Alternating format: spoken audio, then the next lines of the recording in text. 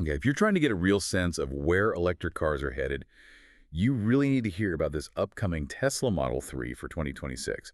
Our sources are saying this isn't just some minor refresh. We're talking a redesign that's promising pretty outrageous performance, really futuristic looks, and maybe most importantly, game-changing charging. Exactly. We've gone deep into the details coming out about this new version, looking at all the sources. We're really focusing on the highlights, the orte, and of course the drawbacks, the orsana. Our goal here is basically to figure out quickly if this 2026 Model 3 actually manages that tricky balance between, incredible speed and just day-to-day usability. Right. We've crammed a lot into this deep dive, so definitely stick with us. Maybe just take a second now, tap that like button, and subscribe so you don't miss out when we deliver this kind of knowledge. Okay, let's dive into the good stuff first. The Yoko saying performance is, well, it's the headline grabber, isn't it? Yeah. The numbers we're seeing suggest the performance version could hit 0 to 100 kilometers per hour in like 2.9 to 3.3 seconds. That's just wild. It is wild. But, the immediate question is, does that kind of power just kill the range? Yeah, exactly. And that's what's so interesting here. They seem to have found a real balance.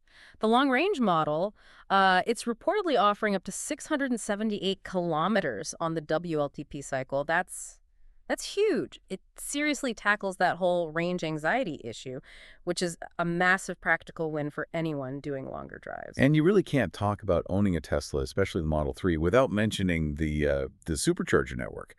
Our sources keep hammering this point home. That massive, reliable, fast charging network might actually be Tesla's single biggest edge over the competition. It really simplifies things, doesn't it? It takes a lot of the planning stress out of EV ownership. Yeah. And on the tech side, beyond just the big screen, which is, yes, a very responsive 15.4-inch display, the real game changer continues to be those over-the-air updates, the OTA. Yeah, the idea that your car gets better after you buy it, improving battery management or even suspension feel without a trip to the dealer, that's still pretty unique. Okay, but it's not all sunshine and speed, right? Yeah. Let's get into the criticisms, as you are.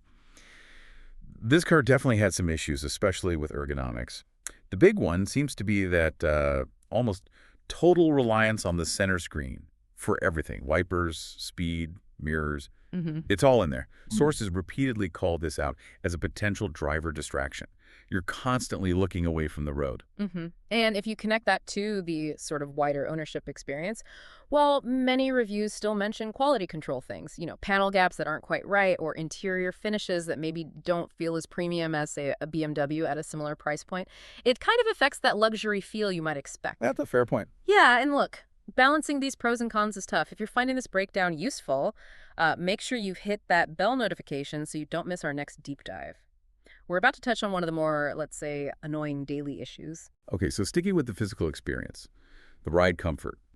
Reports suggest the suspension, especially on that performance trim, can be really quite harsh. Not great on roads that aren't perfectly smooth. And also, that sleek, sloping roofline looks great, but apparently rear visibility isn't fantastic. Forces you to rely more on cameras. Which brings us back to the screen again. Right, and then there's the infamous autopilot quirk, phantom braking.